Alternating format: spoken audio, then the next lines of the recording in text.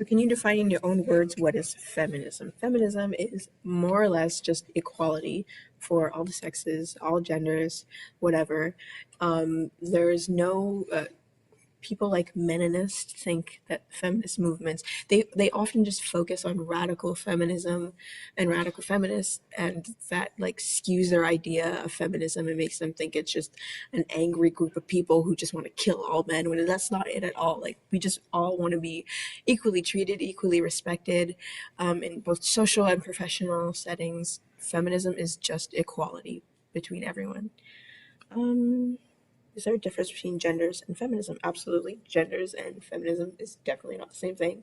Genders, I guess nowadays there are so many other genders that everyone can relate to or fit into. There's not just female and male, whereas feminism, like I was saying before, it's a movement, it's an idea. Like, everyone just wants to be equal, and in that, the genders want to be equally, every gender wants to be equally treated, and feminism wants that for every gender. Can males be feminists in your point of view? Absolutely, because again, feminism is not just restricted to females. Feminism is equality, so that includes the equality of men, everybody. Are meninists too mainstream? Do you believe them to be an actual group of people who are fighting for a cause or just for show? Meninists are, can I swear? Meninists are fucking stupid. All right, they clearly do not understand the idea of feminism. They don't understand what it's about. And it's just these white males, white cisgendered males who just came about and were just like, nobody's paying attention to me. Where's my attention? I want my own movement. Where's my white history month type deal? You know what I'm saying? That's what meninist is to me. It's ridiculous, and it's not about equality, because that's just separating everyone again. That's not equality. Feminism is equality for males, females, every gender, everybody. It's equality. That's not meninism. Do you believe more people are brave to show who they are now or before? I think, well, definitely now. I mean, like, I think maybe 2 years ago, there's so many genders and different kinds of ways people refer to themselves, how do you say, pronouns and whatnot, that I've never heard about 2 years ago even. So I think now everybody's becoming more open, and society's becoming more inclusive, and I guess a little bit more PC, if you want to say that. Do you believe that people actually want to be cured, or is that just an offensive way to discriminate/hate people? By cured, do you mean like cured of their like sexuality type deal? I guess, or from the article. Okay. I mean, I just think that, okay, I think the idea of masculinity and femininity is kind of absurd to me. I don't think it matters at all.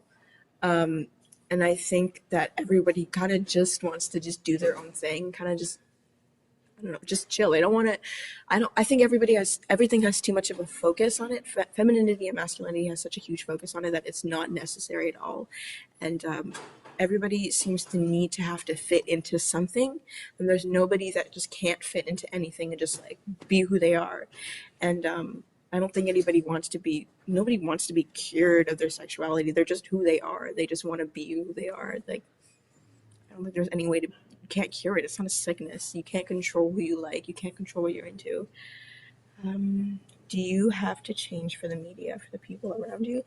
Okay, I think a lot of people feel like they do, because I don't know, sometimes you look in the mirror and you look completely different than how you do when you take a picture of yourself. And often when people take pictures of themselves to put online, they take nice pictures. They want to look good. Sometimes they'll look really different than how they look in real life.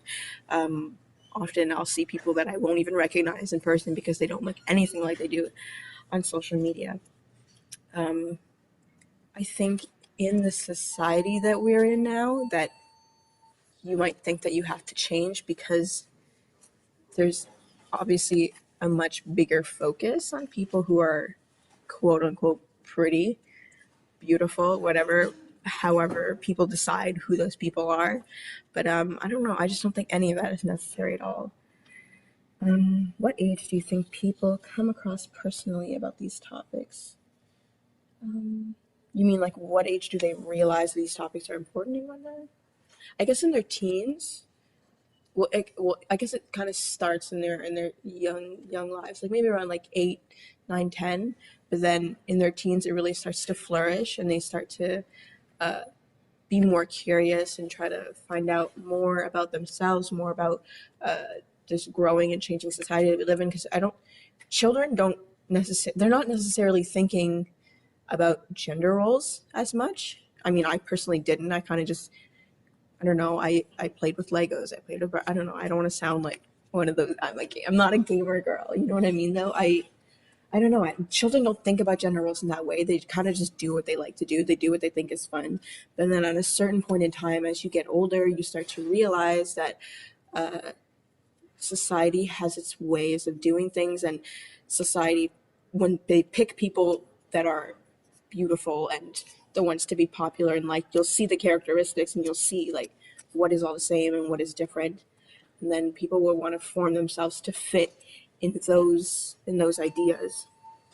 And yeah, I guess it really starts to come about more in the teenage years.